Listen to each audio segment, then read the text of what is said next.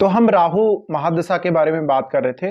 कर्क लगन में विभिन्न भाव में जब राहु स्थित हो तो राहु की महादशा जब आपको आती है तो ये क्या क्या रिजल्ट दे सकती है। इस वीडियो में हम सप्तम भाव के बारे में बात कर रहे हैं। अगर आपका राहु सप्तम में स्थित है तो आपको राहु की महादशा जब आएगी तो क्या क्या परिणाम देखने को मिलेंगे।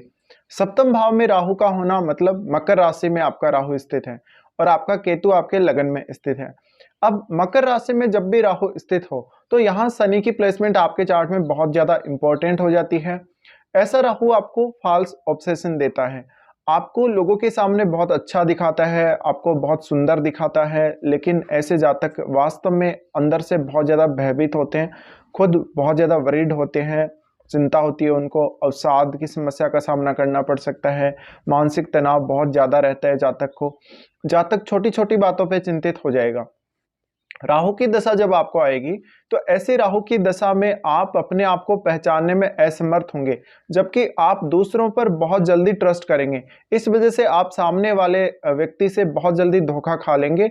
इवन आपको बिजनेस में कोई बड़ा लॉस या पार्टनरशिप में बड़ा लॉस देखने को मिल सकता है। फिर यहाँ राहु है वो रिलेशनशिप के लिए बहुत ज्यादा स्ट्रॉन्ग ऑब्सेशन देता है, तो इस केस में आपकी मैरिड लाइफ डिस्टर्ब होने का डर रहता है। अगर राहु की दशा आपको मिड एज में आ रही है, आपकी मैरिज के बाद आ रही हो तो इस प्रकार का राहु आपको बहुत ज्यादा लोगों से कनेक्ट करेगा।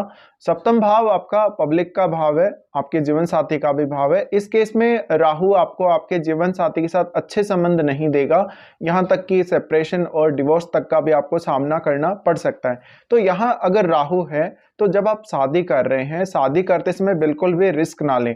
अब लोग यहाँ ये बोलते हैं कि आपका जो जुपिटर है वो लगन में उच्च का होके बैठा है या वो तीसरे भाव में बैठा है तो वो सप्तम को देख रहा है, बट यहाँ पे काफी ज्यादा केसेस में ऐसा देखा गया है कि जुपिटर भी सेव नहीं कर पाता आपको मैरिज के रिगार्डिंग। तो यहाँ पे आपको कभी भी रिस्क नहीं लेना। दूसरा यहाँ पे पार्टनरशिप, सबसे महत्वपूर्ण पार्टनरशिप हो जाती है जब भी राहु की दशा चलती है। तो मान लीजिए आपने कोई बिजनेस स्टार्ट किया और हो सकता है आपको किसी ने ऑफर दिया हो, पार्टनरशिप का ऑफर दिया हो किसी ने, या कुछ ऐसा ऑफर दिया हो, पैसे का कुछ आपको लालच दिया हो किसी ने। तो वहां पे आप कभी भी ऐसा डिसीजन ना लें कि किसी के साथ जुड़ के किसी के साथ मिलके कोई काम कर रहे हो। यहाँ आपको बहुत बड़ा लॉस हो सकता है, बहुत बड़ा नुकसान हो सकता है। सामने वाला आपको चीट करने के लिए आता है, वो आपका फायदा उठाएगा, आपसे चीटिंग करेगा और आपका पैसा वो लेकर चला जाएगा, आपको नुकसान पहुंचाकर वो चला जाएगा और आप यहाँ कुछ भी नहीं कर सकते। अब कर्क लगन है, कर्क लगन चंद्रमा का लगन है, तो ऐसा राहु आपको बहुत ज्यादा भयभीत करेगा अपनी दशा में। और किसी भी एक निर्णय पर लंबे समय तक टिके रहना, किसी भी एक रिलेशनशिप या दोस्ती पर लंबे समय तक टिके रहना आपके लिए काफी ज्यादा मुश्किल हो जाएगा लाइफ में। फिर ये राहु आपको आपकी जो कैरेक्टर है आपका उसको काफ़ी हम बोल सकते हैं लूज कैरेक्टर का दिखाता है कभी कभी। और देखा जाए तो मैरिड लाइफ को लेके जातक को बहुत ज़्यादा स्ट्रगल करना पड़ता है। इवन जातक को कभी कभी केस भी झेलना पड़ता है, कोर्ट केस मुकदमे में उसका काफ़ी पैसा लग जाता है। और यहाँ पे फिर जातक को डिसाइड करने में भी काफ़ी दिक्कत आती है कि उसको आगे कैरियर में कैसे बढ़ना है, मैरिज के रिगार्डिंग कैसे सोचना है। इसके अलावा 10 नंबर राशि है यानी मकर राशि। तो मकर राशि कालपुरुष के हिसाब से 10th हाउस की राशि है, तो निश्चित रूप से ऐसा राहु आपके करियर पर भी बहुत गहरा प्रभाव डालेगा।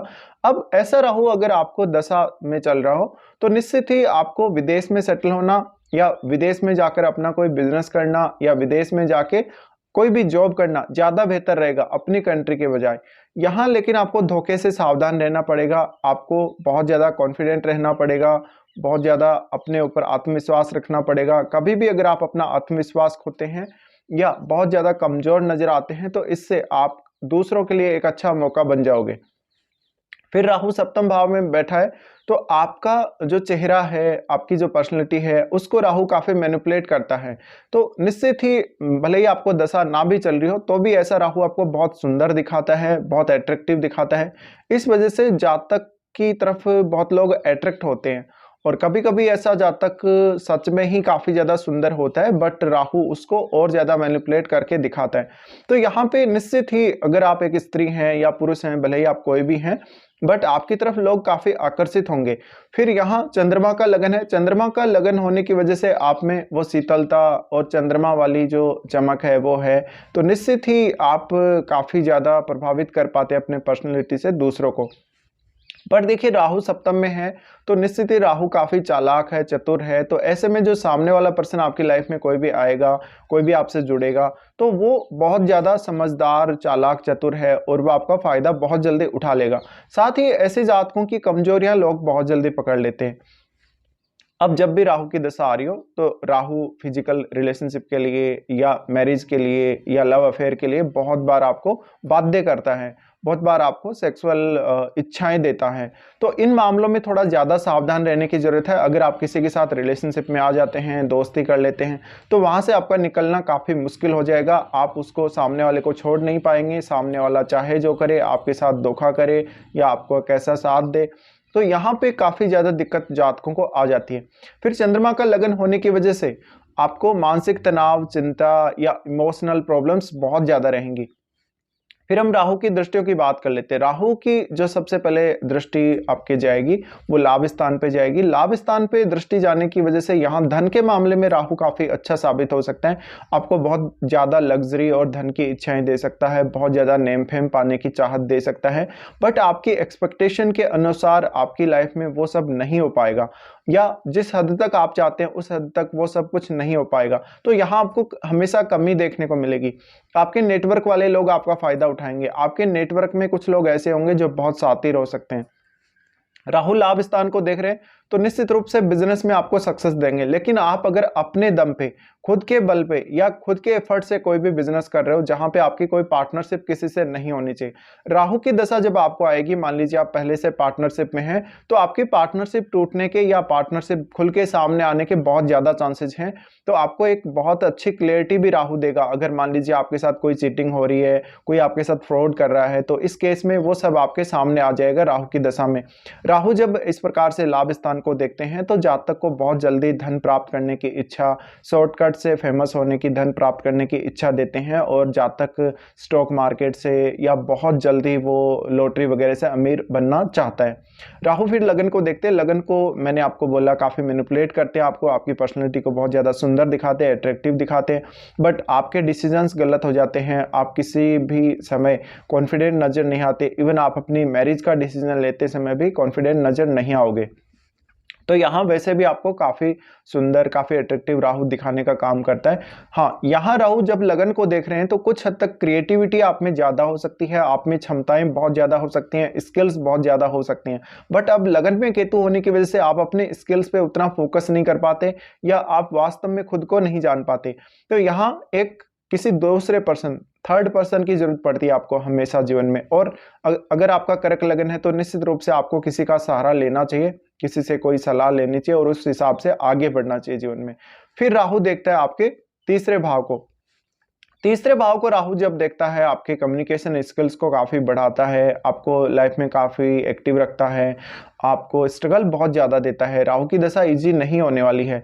तो ऐसे में अगर आपकी छोटी आयु है तो उस समय राहु की दशा में कुछ गलत डिसीजन हो जाएंगे, कुछ रिलेशंस आपके कुछ फॉल्स रिलेशंस बनेंगे, और छोटी आयु में आप उतना ज़्यादा मेहनत नहीं कर पाते या उतना ज़्यादा समर्थ नहीं होते हैं, स्टडी अच्छे से नहीं कर पाते। ये सारी चिंताएं राहु देता है। थर्ड हाउस को राहु देख रहा है तो अक्सर छोटी दूरी की यात्राएं और काफ़ी ज़्यादा भाई बहनों के साथ मतभेद, पड़ोसियों से मतभेद देगा। लेकिन जातक बहुत साहसी होगा, बहुत समर्थ होगा कभी कभी, बट एंड टाइम में जब डिसीजन लेने का समय आएगा, जब कुछ करने का समय आएगा, वहां वो काफी गलत साबित हो जाता है। इसके अलावा आप खुद ही कभी कभी खुद का नुकसान कर लेंगे। नकारात्मक विचार राहु की दशा में बहुत ज्यादा आते हैं कभी कभी। अब देखिए राहु यहाँ पे आपको कौन से एज में दशा आ रही है वो भी बहुत कुछ डिपेंड करता है।